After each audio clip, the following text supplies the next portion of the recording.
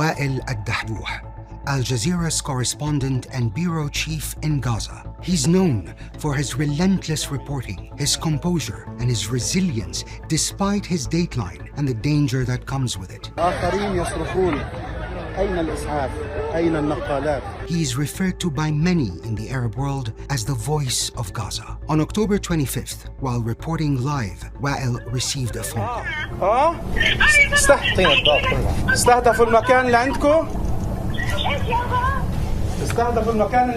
The house where his family had taken refuge, located in the Nusayrat refugee camp in the center of Gaza, was targeted by an Israeli airstrike. Soon after, Al Jazeera confirmed استشهد عدد من أفراد عائلة الزميل وائل الدحدوح بمن فيهم زوجته وابنه وابنته في قصف إسرائيلي. Viewers would later learn his grandson was also killed in the attack. Millions reacted to the images of Wael entering the hospital to identify the bodies of his loved ones. Since then, many on social media started asking whether this attack deliberately targeted Wael's family. To answer this question, let's look at the facts and media reports following this deadly airstrike. First, Wael and his family had already been displaced by the Israeli bombardment, and as a result of the Israeli army's call for all civilians to move south, we are asking all the civilians in Gaza City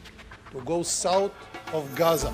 Wael heeded the call, moving his family to what was described by the Israeli army as a safe area, which is where the family and many others would later be killed. But how could viewers and readers really be certain it was an Israeli airstrike? That was the tone of coverage by many Western media outlets in the hours just after the deadly incident, one of which carried this headline: "Journalist's family was killed in Gaza strike, says Al Jazeera." The article itself casts even more doubt. They cannot independently confirm the source of the blast at the house, and Al Jazeera did not provide evidence linking it directly to an Israeli strike. The next day, however, Israeli officials responded to a request for comment from the same news outlet, admitting responsibility.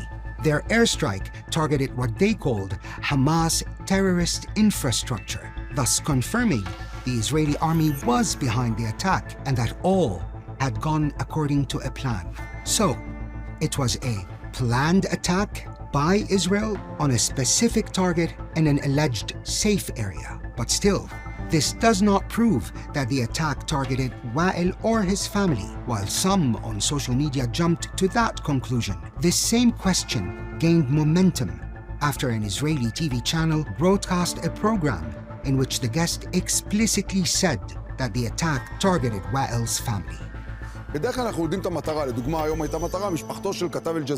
While information about the airstrike is still filtering in, it will be difficult to arrive at a conclusion in the absence of an international investigation into Israel's actions in Gaza. What is certain is that Israel has a track record of targeting journalists. The airstrike that killed Wael's family came just a few days after a UN investigation concluded that Israeli forces used lethal force without justification when they shot and killed Al Jazeera's journalist Shireen Abu Akleh.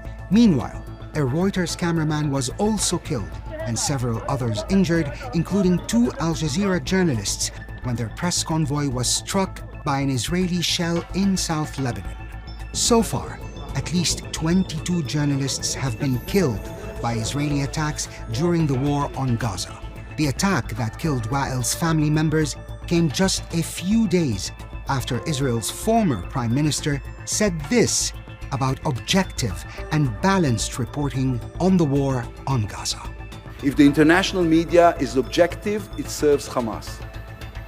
If it just shows both sides, it serves Hamas. If it creates symmetry between sufferings without first checking who caused it, it serves Hamas.